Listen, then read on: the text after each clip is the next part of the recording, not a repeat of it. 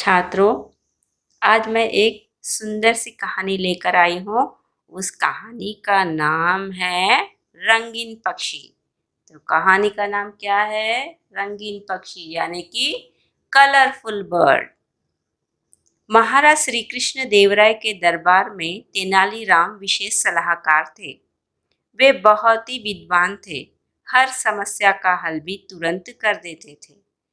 अन्य दरबारी तेनालीराम से ईर्ष्या करते थे। एक बार एक बहेलिया राज दरबार में आया और बोला। तो वैसे तो आपको तेनालीराम और श्री कृष्ण देवराय की बहुत सारी कहानियां पता होगी, तो उसी में से एक कहानी मैं लेकर आई हूँ। उस कहानी का नाम है रंगीन पक्षी। तो श्री कृष्ण देवराय के दरबार में तेनालीराम एक विशेष सलाहकार के रूप में कार्य करते थे। वे बहुत ही विद्वान थे तेनालीराम, और हर समस्या का हल क्या करते थे, तुरंत ही दे देते थे। अन्य दरबारी इस कारण उनसे ईर्ष्या करने लगे। तो एक बार क्या हुआ, उस दरबार में एक बहेलिया आया। बहेलिया यानी कि जो जंगल से पशु पक्षियों को पकड़कर लेकर आता है, उसे कहते हैं बहेलिया। ठीक है, अब सुनिए कहानी। महाराज, यह सुंदर व रंगीन पक्षी मैं ही जंगल से लाया हूँ।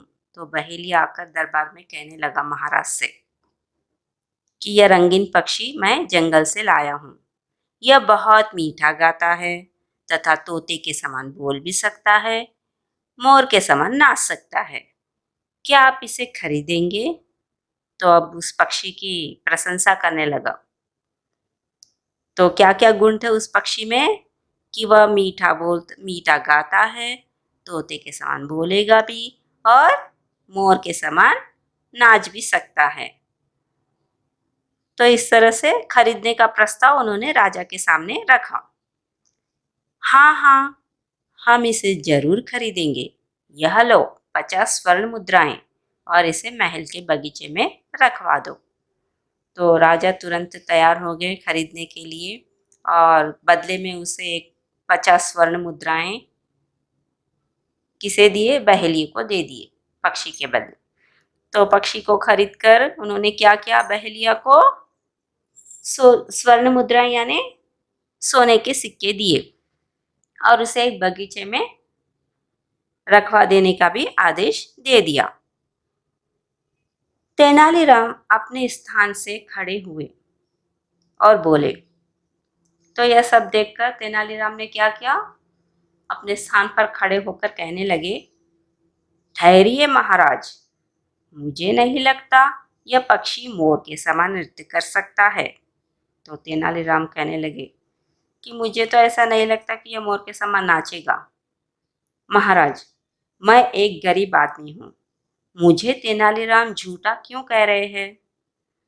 तो तुरंत तेनालीराम की बात सुनकर वह बहेलिया कहने लगा कि मैं तो एक गरीब आदमी हूँ, तो मुझे झूठा क्यों कह रहे हैं तेनालीराम? तेनालीराम, क्या तुम अपनी बात सिद्ध कर सकते हो? तो राजा पूछने लगे तेनालीराम से, क्या तुम इस बात को साबित कर सकते हो? तेनालीराम ने एक गिलास पानी पक्षी के पिंजरे में गिरा दिया। पक्षी का रंग हल्का भूरा, और पानी क्या हो गया? रंगीन हो गया। तो तेनालीराम ने क्या किया? उसकी पोल खोलने के लिए एक गिलास में पानी लाया, और उन्होंने क्या किया? उस पक्षी पर डाल दिया। तो जैसे ही पानी पक्षी पर गिरा, तो वह पक्षी का रंग क्या हो गया? हल्का भूरा, और पानी का रंग कलरफुल रंगीन हो गया।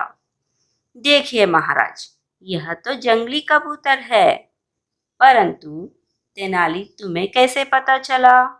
राजा ने प्रश्न किया तेनालीराम से। तभी तेनालीराम जवाब देने लगे, महाराज, बहेलिए के रंगीन नाखून से। तो किस तरह से पता चला तेनालीराम को कि जो बहेलिए के नाखून थे, तो उन नाखूनों को रंग लगा हुआ था। यह देखकर तेनालीराम को पता चल गया था। देखिए, पक्षी पर लगा रंग तथा उसके नाखूनों का रंग समान है, बल्कि उन्होंने राजा को बताया। अपनी पोल खुलते हुए देख बहेलिया वहां से भागने लगा। तो जैसे ही बहेलिया की पोल खुल गई तो बहेलिया ने क्या किया, वहां से भागना शुरू कर दिया। सिपाहियों ने उसे पकड़ लिया, तो जैसे वो भागने लगा सिपाही ने क्या किया, उसे पकड़ लिया।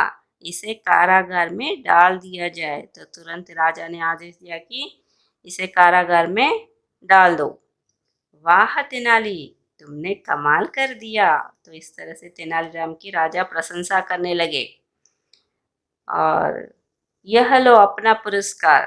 तो इस तरह से तेनालीराम से प्रसन्न होकर और बहेलिया की पोल खुलने के बाद सही बात उन्होंने सामने लाई थी ना, तो इसीलिए राजा ने क्या किया, श्री कृष्ण देव राय ने तेनालीराम को पुरस्कार से सम्मानित किया।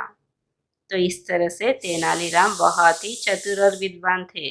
देखा ना तुमने कि तुरंत ही उन्होंने जो बहेलिया आया था उसके बारे में तुरंत ही उन्हें पता चल गया कि यह झूठ बोल रहा है। तो तभी उस झूठ को सच में बदलने के लिए तुरंत उन्होंने राजा को सलाह दी। ठीक है बच्चों, अच्छा लगा आपको यह कहानी? धन्यवाद।